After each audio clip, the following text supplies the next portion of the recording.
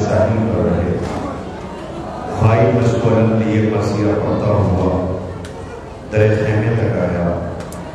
دیکھیں یہ مصرے پڑھنا بہت آسان ہے اور ہمارا سننا بھی بہت آسان ہے، لیکن کاش ہم آپ اس احساس کو محسوس کریں گے تو ہمارا کلیجہ پھٹ جاتا ہے۔ شاعر نے محسوس کیا اور فرار کا رخ کر کے 2 مصرے لکھے اور اس بہن کی مرثی کو فریاد کو سنا۔ کہتا ہے زینب کے دونوں ہاتھ پسے بندھے، خدا کرے وہ بہنیں سلامت رہیں۔ زینب کے دونوں ہاتھ پسے بندھے تھے، وہ ایسے گری جیسے کہ عباس گری تھی۔ خدا ان آوازوں پہ رحمت نازل کرے، ہم مر کیوں نہیں جاتے، بات کرتے کرتے ہمارا کلیجہ پھٹ کیوں نہیں جاتا۔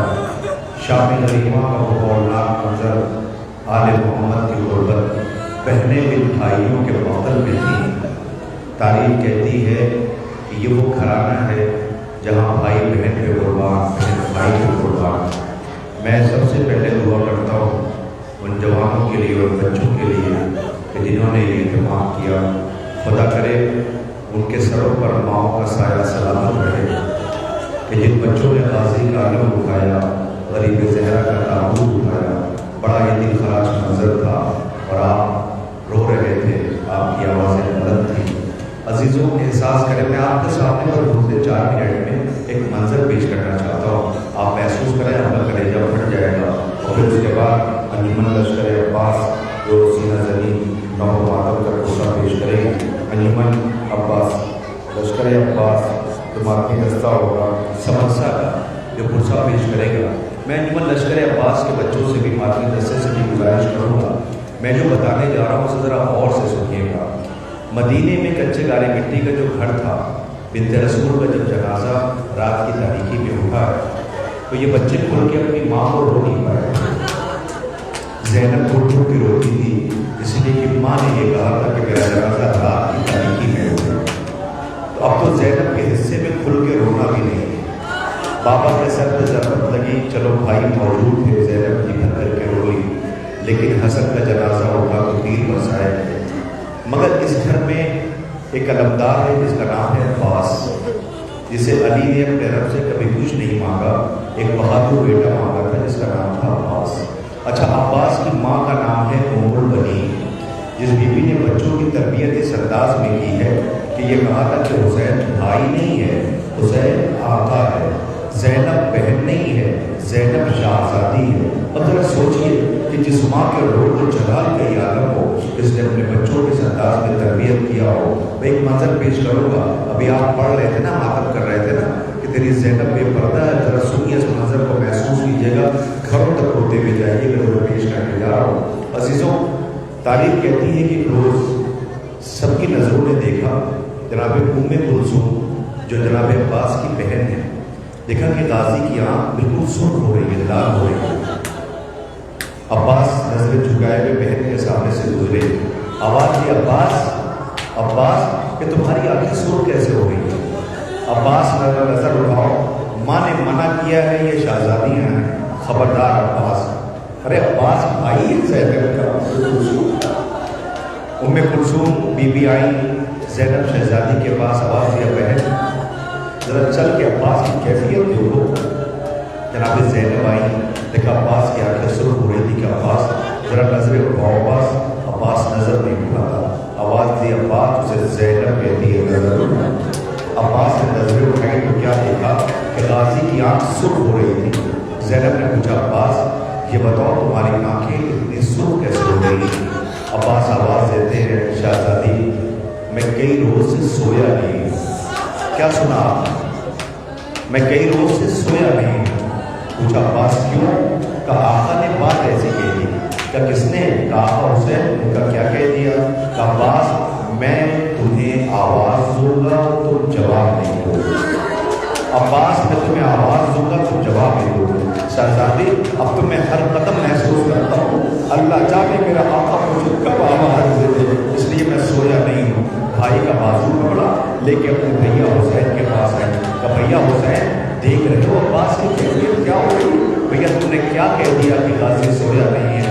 हुसैन ऐसे भाई पर क्यों ना कुर्बान जाए, अपने अब्बास को कलेजे से लगाया, बहुत देर तक रोते रहे, आवाज़ दी अब्बास मैंने मदीने के लिए नहीं कहा था, मैंने करबला के लिए कहा था, मैं आवाज़ दूंगा तुम जवाब नहीं दोगे। ज़रा सोचिए कि अब्बास की कैफियत करबला में क्या होगी। मैं एक मंजर याद दिलाऊं, जब अब्बास फरात के साहिब से खैमा हटा रहा था और रो रहा था तो हुसैन ने ये कहा था बहन क्या कहे कि रोकूं अब्बास को।